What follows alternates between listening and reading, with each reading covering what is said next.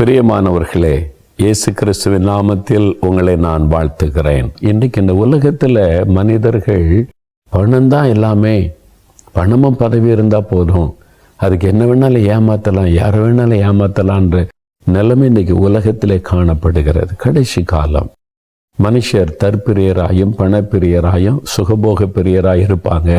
வசனத்தில் சொல்லியிருக்கு. அப்படி தான் உலக மக்கள் இருப்பாங்க. ஆனால் இயேசுவை அறிந்து அவரை பின்பற்றுகிற பிள்ளைகள் நாம் அப்படி இருக்கக்கூடாது. நீங்கள் வித்தியாசமானவர்கள். உங்களை சுற்றிலும் எல்லா விதத்திலும் பாதிப்பை உண்டாக்குகிற சமுதாயம் மக்கள் காணப்படலாம். லஞ்சம், ஊழல், அநியாயம், ஏமாற்றுதல், அதை பார்த்துட்டு நம்மளும் பரவாயில்ல அப்படின்னு வாழக்கூடாது. இந்த பாவம் நிறைந்த உலகத்திலையும் ஒரு வித்தியாசமான பரிசுத்தமான வாழ்க்கை வாழ நாம் அழைக்கப்பட்டிருக்கிறோம் என்பதை மறந்துடக்கூடாது. அப்போ எப்படியும் சம்பாதிக்கலாம், எப்படியும் பணம் சம்பாதிச்சா போதும் அப்படின்னு நினைக்கிறத இன்னைக்கு உலகத்தில் பார்க்குறோம். ஆனால் அப்படி இல்லை. வேதத்தில் ஒரு வசனம் இருக்குது. நீதிமொழிகள் 13ஆம் அதிகாரம் 11ஆம் வசனம், வஞ்சனையால் தேடின பொருள் குறைந்து போகும், கைப்பாடாய் சேர்க்கிறவனோ விருத்தி அடைவான். அதாவது வஞ்சனையால் தேடின பொருள் குறைந்து போகும். ஏமாற்றி வஞ்சித்து எப்படியாவது பணம் சம்பாதிக்கணும், பணக்காரன் ஆயிரணும்னு சொல்லி யாரை ஏமாத்தியாவது பணம் சம்பாதிக்கலாம், அது ஒரு திறமைன்னு நினைக்கிறாங்க. சில பிஸ்னஸில் பாருங்கள், கலப்படம் செய்கிறது, கள்ள தராசை பிடிக்கிறது, ஏமாத்துறது, அது என்ன நினைக்கிறாங்க, அது பிஸ்னஸ் தந்திரம், அது பிஸ்னஸ் நேக்குன்னு நினைக்கிறான். பிஸ்னஸ் தந்திரம் கிடையாது, பிஸ்னஸ் பாவம். தேவன் கவனித்துக்கோ, உண்மையுள்ள மனுஷனை தான் ஆண்டவர் ஆசீர்வதிக்க முடியும். ஏமாற்றி சம்பாதிக்கிறது உங்களுடைய வாழ்க்கையில அந்த ஆசீர்வாதம் பிடுங்கப்பட்டு போகும். எத்தனை பேர் உலகத்திலே பார்க்குறோங்க, எவ்வளோ பெரிய பணக்காரங்களா ஒரு நாளில் ஓட்டாண்டி ஆகிடுறானே. அதனால அது நிலைக்காது. அநியாயமாக சம்பாதிக்கிற பணம் நிலைக்காது. அப்போ நீங்கள் இந்த சமுதாயத்தில் நாளைக்கு ஒரு அரசாங்கத்தில் ஒரு ஆஃபீஸராக நீங்கள் வேலை செய்யக்கூடிய வாய்ப்பு கிடைக்கலாம். காவல்துறையில், நீதித்துறையில், ஒரு கவர்மெண்ட்டில், எங்கே ஒரு பேங்கில், எங்கே வேலை பார்த்தாலும் உண்மையாக இருக்க ஒப்பு கொடுங்க. ஏமாற்றி சம்பாதிக்கணும் அப்படின்ற சிந்தை இருக்கவே கூடாது. நியாயமாய் சம்பாதிக்கணும், அதாவது அநியாயமான சம்பாத்தியம் இருக்கவே கூடாதுன்றதில் கவனமாக இருங்க. அப்போ தான் நீங்கள் ஆசீர்வாதமாக இருக்க முடியும். சிலர் ஏமாத்துறது திறமைன்னு நினைக்கிறாங்க. ஏன் திறமை, நான் சம்பாதிக்கிறேன் அப்படின்னு சொல்லி. ஆனால் நம்மை கவனித்து கொண்டிருக்கிற தேவன் ஒருவர் இருக்கிறார். அவர் நீதி உள்ள நியாயாதிபதி. அவர் எல்லாவற்றையும் கவனித்து கொண்டிருக்கிறார். வீட்டுக்குள்ளே வரக்கூடிய பணம் சமாதானமாக இருக்குதா, சந்தோஷமாக இருக்குதா, மகிழ்ச்சியாக இருக்குதா? மகிழ்ச்சியாக இருக்கிற மாதிரி நடிப்பாங்க. லஞ்சம் வாங்குறவன் யார் நிம்மதியாக இருக்க முடியும்னு நினைக்கிறீங்க? ஊழல் பண்ணி சம்பாதிக்கிற யாராவது நிம்மதியாக இருக்க முடியுமா? அது இப்போ பாருங்க, முன்னாள் ஆட்கள்லாம் இப்போ கோர்ட்டில் போய் நிற்கிறாங்க, ஜெயிலில் போய் இருக்கிறாங்க. இப்போ எல்லாருக்குமே பயம் உண்டாக ஆரம்பித்து விட்டது. நிம்மதியாக இருக்க முடியாதுங்க. இது எப்படி மறைக்கிறது? ஊழல் பண்ணமே இந்த பணத்தை இத்தனை கோடி எங்கே மறைக்கிறது, எங்கே வைக்கிறது?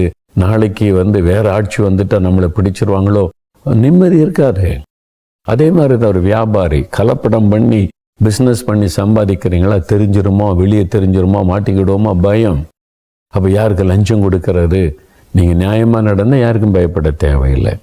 அநியாயமான சம்பாத்தியம் பண்ண ஆரம்பிச்சிங்கன்னா பயம்தான் இருக்கும். வீட்டுக்குள்ளே நிம்மதி இருக்காது. ஒழுங்காக டேக்ஸ் கட்டினீங்கன்னு வைங்களேன், வீட்டில் நிம்மதியாக தூங்கலாம், இருக்கலாம். கள்ளப்பணம் கருப்பணனை பதுக்கி வச்சிங்கன்னு வைங்க, இன்கம் டேக்ஸ் ஆஃபீஸர் வந்துடுவாங்களோ, பிடிச்சிருவாங்களோ, பயம் இருந்துக்கிட்டே இருக்கும், நிம்மதியை தூங்க முடியாது. யோசித்து பாருங்க. அதைத்தான் வேதம் சொல்லுகிறது. நியாயமாக நடந்து கொள்ளுங்க, அநியாய சம்பாத்தியத்துக்கு இடம் கொடுக்காதுங்க. கொஞ்சம் சம்பாத்தியம் நியாயமாக வந்தாலும் அதில் மிச்சம் இருக்கும், அதில் ஆசீர்வாதம் இருக்கும், சமாதானம் இருக்கும். அதை வச்சு ஆண்டவர் உங்களுக்கு வீடு கட்டி தருவார், உங்களை வாழ வைப்பார், மகிழ்ச்சியாக நீங்கள் இருக்கலாம். அநியாய சம்பாத்தியம் பண்ணி ஏமாற்றி வருகிற சம்பளத்தில் நீங்கள் நிம்மதியாக இருக்கவே முடியாது. நல்லா அறிந்து கொள்ளுங்க. கொஞ்சம் கொஞ்சமாக சேர்த்து வைங்க. உங்களுடைய வருமானத்தில் மாதம் 1000 ரூபா சேர்த்தா கூட ஒரு பெரிய அமௌண்ட் வருங்க. மாதம் 2000 ரூபா சேர்த்து வைங்களேன். கைப்பாடாய் சேர்க்கிறவன், அதான் வேதம் சொல்லு, கைப்பாடாய் சேர்க்கிறவனை விருத்தி அடைவான். வரக்கூடிய வருமானத்தில் கொஞ்சத்தை மிச்சம் பிடிச்சிக்கிட்டே வாங்க. ஒரு டைம் வரும்போது உங்களுக்கு நல்ல ஒரு விருத்தி ஆண்டவர் ஆசீர்வதிப்பார். சொந்த வீடு வாங்கலாம், இடம் வாங்கலாம், நீங்கள் வாழ்றதுக்கான எல்லாத்தையும் கர்த்தர் செய்து கொடுப்பார். ஆடம்பரமா வாழணும்னு ஆசைப்பட்டீங்கன்னா ஆபத்துல முடிந்து விடும். அவசியமானதையெல்லாம் ஆண்டவர் தருவார். அதனால் இந்த வாலிப வயசுல நீங்க அவனையும் இவனையும் பார்த்து பணக்காரன் ஆயிரணும், அப்படி இருக்கணும், அவன் அப்படி இருக்கான், இவன் இப்படி இருக்கான். பிரியமானவர்கள், அப்படிலாம் இருந்தவங்க இன்னைக்கு அவமானப்பட்டு கேவலப்பட்டு இன்னைக்கு கோர்ட்டுக்கும் ஜெயிலுக்கு அலைந்து கொண்டு பேப்பர்ல நியூஸ் ஏமாத்திட்டாங்கன்ற ஒரு செய்தி. எவ்வளவு பெரிய அவமானம். வெளியே வேணா வீரம் பேசலாம், நிம்மதியை தூங்க முடியும்னு நினைக்கிறீங்களா? நியாயமா இருங்க. நீங்க அநியாய சம்பாத்தியத்துக்கு இடம் கொடுக்காருங்க. யாரையும் ஏமாற்றாருங்க. உங்களுக்கு வரக்கூடிய கஸ்டமரை ஏமாத்தி நீங்க சம்பாதிச்சிங்கன்னா அது உங்களுக்கு சாபமாய் மாறிவிடும். இல்லை, உங்களை நம்பி உங்களோட பணம் கொடுத்து ஒரு பொருள் வாங்குறாங்க, நீங்க அதை ஏமாற்றினீங்கன்னா அது உங்களுக்கு எவ்வளவு பெரிய சாபத்தை கொண்டு வரும். அதை அவன் எவ்வளவாய் பாதிக்கும். நான் நம்பிதான கணம் கொடுத்து வாங்கினேன், ஏமாத்திட்டாங்களேன்னு சொல்லும்போது, அப்போ எந்த பிஸ்னஸ் பண்ணாலும் நம்பி வரவங்களை ஏமாத்துற அந்த புத்தி இருக்கக்கூடாது. எப்படியாவது பணம் சம்பாதிக்கணும் அந்த சிந்தை இருக்கக்கூடாது. நியாயமா இருக்கணும், அநியாயமா நடந்து கொள்ளணும். அப்படி உங்களை ஒப்பு கொடுங்க. அப்பதான் பாருங்க, ஆண்டவர் உங்களை ஆசீர்வதித்து விருத்தி அடைய பண்ணுவார். தானியேல் யாருமே குற்றச்சாட்ட முடியாதபடி ஒரு நியாயமாக தன்னுடைய வேலையில் இருந்தார். ஏமாத்துறதோ அநியாயம் பண்றதோ அதிகாரத்தை துஷ்பிரயோகம் பண்றதோ ஒண்ணுமே செய்யலை. அதனால பாருங்க, தேவன் அவரை உயர்த்தி கொண்டே வந்தார். ஒரு அதிகாரி தன் அதிகாரத்தை பயன்படுத்தி துஷ்பிரயோகம் பண்றாரு, மிரட்டுறது, அதை வச்சு பணம் சம்பாதிக்கிறாரு, கையெழுத்துக்கு காசு வாங்குறாரு. அந்த குடும்ப ஆசீர்வாதம் இருக்குன்னு நினைக்கிறீங்களா? அவங்க ஆசீர்வாதமா இருந்தா அப்ப தேவனுடைய வார்த்தை போய் ஆக்கிவிடும். அவன் நிம்மதியா இருக்க முடியாது. அவனுக்கு வீண் செலவு தான் வரும். அவன் சம்பாதிக்கிற பணம் ஆஸ்பத்திரிக்கு போகும், நாளைக்கு கோர்ட்டுக்கு போகும், போலீஸ்காரங்களுக்கு போகும், எல்லாம் இல்லாமல் போய்விடும். இதுதான் உண்மை. நடக்கிறத கூர்ந்து கவனிங்க. நாட்டில் நடக்கிறது நீங்க பார்த்தாலே போதுமே. சில வருஷத்துக்கு முன்னால செய்தித்தாள் ஒரு செய்தி வந்துச்சு. 15 வருஷத்துக்கு முன்னால ஆளுங்கட்சியில மினிஸ்டரா இருந்தவர், 15 வருஷத்துக்கு முன்னால போடப்பட்ட ஒரு கேஸுக்கு தீர்ப்பு வந்திருக்கிறது. இத்தனை வருஷம் தண்டனை நிரூபிக்கப்பட்டு அவர் ஜெயிலுக்கு போகிறார். எவ்வளவு பெரிய அவமானம். அப்போ நீ யோசித்து பாருங்க. அப்ப இந்த மாதிரி ஒரு வாழ்க்கைக்கு எனக்கு ஒப்பு கொடுக்காதபடி நீதி நேர்மை.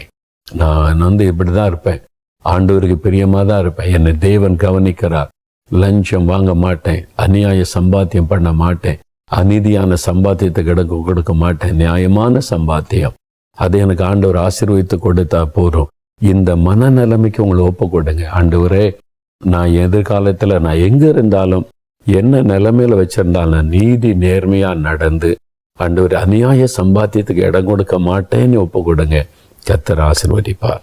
இப்ப யாராவது அப்படி பண்ண நீங்க லஞ்ச பணத்தை திருப்பி கொடுக்காட்டா அது சாபமாகி உங்க சந்ததிக்க சாபமாகிறது மாத்திரம் இல்ல, நரகத்தின் அக்கினிக்குள்ள இந்த பாவம் உங்களை கொண்டு போய்விடும். அறிந்து கொள்ளுங்க. இது திறமை. இப்ப எல்லாரும் பண்றதுனால அது சரியாயிராது. அதனால கட்டாயம் உங்களோட பரிசுத்த வாழ்க்கைக்கு ஒப்பு கொடுத்து அநீதி நேர்மையா நடக்க அர்ப்பணித்துக் கொள்ளுங்க. ஜெபிக்கலாமா? ஆண்டோட கேட்குறீங்களா? அப்படி ஒப்பு கொடுக்குறீங்களா? இந்த வாலிப வயசுல உங்களுடைய மனதில் ஒரு நீதி நேர்மை நியாயத்தோட வாழணும், யாரையும் ஏமாற்றக்கூடாதுன்ற ஒரு வாழ்க்கைக்கு அர்ப்பணித்துக் கொள்ளுங்க. இப்பவே உங்க அம்மாவை ஏமாத்துறீங்க, அப்பாவை ஏமாத்துறீங்க, இல்லை ஏமாத்தி காசு வாங்கிட்டு போறீங்க, பொய் சொல்லி ஃப்ரெண்ட்ஸோட சுத்துறீங்க. உங்களுடைய எதிர்காலம் எப்படி ஆசீர்வாதமா இருக்குன்னு நினைக்கிறீங்க? இப்பவே சரிப்படுத்திடுங்க. அப்பா அம்மாட்ட மன்னிப்பு கேளுங்க. நான் உங்களை ஏமாத்திட்டேன், நீங்க என் மேல நம்பிக்கை வச்சு எனக்கு காசு கொடுக்குறீங்க, நான் ஏமாத்தி வாங்கிட்டு போயிட்டேன், மன்னிச்சிருங்கன்னு சொல்லுங்க. உங்களுடைய வாழ்க்கையை ஒரு பரிசுத்தத்துக்கு ஒப்பு கொடுங்க. அப்பதான் நீங்க ஆசீர்வாதமா இருக்க முடியும். அப்புறம் எப்படி உங்களுக்கு வெற்றி வரும், எப்படி உங்களுக்கு வேலை கிடைக்கும், எப்படி உங்களுடைய வாழ்க்கை நல்லா இருக்கும்? உங்களுடைய மனசு சரியில்லை, ஏமாத்துற புத்தி தான் இருக்குது. இன்னைக்கு அப்பா அம்மா ஏமாத்துறீங்க, நாளைக்கு மனைவி ஏமாத்துவீங்க, புருஷனை ஏமாத்துவீங்க, நாளைக்கு வேலைக்கு போனால் அங்கே யாரை ஏமாத்தலாம்னு நினைப்பீங்க. அது நல்லதே இல்லை. அந்த ஒரு பாவ சுபாவம். பிசாசு அதில் கிரியை செய்து உங்களை அழிச்சிருவான். நியாயமான நீதியான வாழ்க்கைக்கு அர்ப்பணித்துக் கொள்ளுங்க. ஜெபிக்கலாமா? ஆண்டவரே, நான் இப்படி தான் வாழ்வேன், உங்களுடைய வசனத்தின்படி நான் இன்னைக்கு தானியேல் வாழ்ந்த மாதிரி நீதி நேர்மையா உண்மையா இருப்பேன்னு ஒப்பு கொடுங்க. தகப்பனே, இந்த வாலிப தம்பிக்காக வாலிப மகளுக்காக ஜெபிக்கிறேன். இதை கேட்கிறவங்க யாராக இருந்தாலும் ஒவ்வொருவருக்காக நான் ஜெபிக்கிறப்பா. ஆண்டவரே, நீதி நேர்மையாய் நடக்க அநியாய சம்பாத்தியத்துக்கு இடம் கொடுக்காம, யாரையும் ஏமாற்றாம, ஜனங்களை ஏமாற்றாம, அப்பா அம்மாவை ஏமாற்றாம, யாரையும் ஏமாற்றி வஞ்சித்து நடக்காம, நீதியாய் நேர்மையாய் உண்மையாய் நடக்க என் வாழ்க்கை ஒப்பு கொடுக்கிறேன். என் தவறை மன்னிச்சிருங்க, பாவத்தை மன்னிச்சிருங்க ஜெபிக்கிற பிள்ளைகளுக்கு இறங்கும். இந்த நாள்ல நாம் உண்மையாய் நடக்க உதவி செய்யும். நேர்மையாய் நடக்க கிருபை தாரும். தன்னுடைய அதிகாரத்தை, தன்னுடைய பதவியை தவறாய் பயன்படுத்தாதபடி, பணத்துக்காக பயன்படுத்தாதபடி, மற்றவங்களை ஏமாற்ற, மற்றவங்களை மிரட்ட, மற்றவர்களை பணிய வைக்க பயன்படுத்தாதபடி காத்துக்கொள்ளும். ஆண்டவரே, எங்களுக்கு ஒரு நல்ல இருதயத்தை தாரும். ஒவ்வொரு வாலிப மகனுக்கும் மகளுக்கும் நல்ல இருதயத்தை தாரும். என்னுடைய சமுதாயத்துக்கு நாங்கள் ஆசீர்வாதமாய் இருக்கும்படி கர்த்தர் ஆசீர்வதித்த உயர்த்தும். கர்த்தர் அப்படி ஆசீர்வதிக்கிறதற்காக உமக்கு ஸ்தோத்திரம், ஸ்தோத்திரம், ஸ்தோத்திரம். தங்கள் வாழ்க்கையை நேர்மைக்கு ஒப்பு கொடுத்தபடியால் இந்த பிள்ளைகளுடைய படிப்பிலே வெற்றியை கொடுங்க. நல்ல வேலை கொடுத்து பண சம்பாத்தியத்தில் ஆசீர்வதித்த உயர்த்துங்க. அவருடைய மன விருப்பத்தை நிறைவேற்றி கொடுத்து கீர்த்தியும் புகழ்ச்சியமாய் வைத்து ஆசீர்வதிங்க. ஒரு நன்மை குறைவுபடாதபடி நிறைவாய் ஆசீர்வதிங்கப்பா. நீங்க ஆசீர்வதித்த அன்பிற்காக ஸ்தோத்திரம், ஸ்தோத்திரம், ஸ்தோத்திரம். இயேசுவின் நாமத்தில் ஜெபிக்கிறோம் பிதாவே. ஆமென், ஆமென்.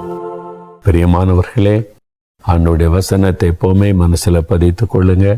நேர்மையா நடக்க அர்ப்பணித்துக் கொள்ளுங்க. யாரையும் ஏமாற்றாதுங்க. முதல்ல வீட்டுக்குள்ள ஏமாற்றாதுங்க. சொந்த தாய் தகப்பனை ஏமாற்றுவது உங்களே நீங்க ஏமாற்றுறீங்கன்னு அர்த்தம். உங்களுடைய ஆசீர்வாதத்தை நீங்க இழந்து போறீங்கன்னு அர்த்தம். முதல்ல அதை சரிப்படுத்திக் கொள்ளுங்க. நேர்மையாய் வாழ அர்ப்பணித்துக் கொள்ளுங்க. கர்த்தர் உங்களை ஆசீர்வதிப்பார். ஆமென்.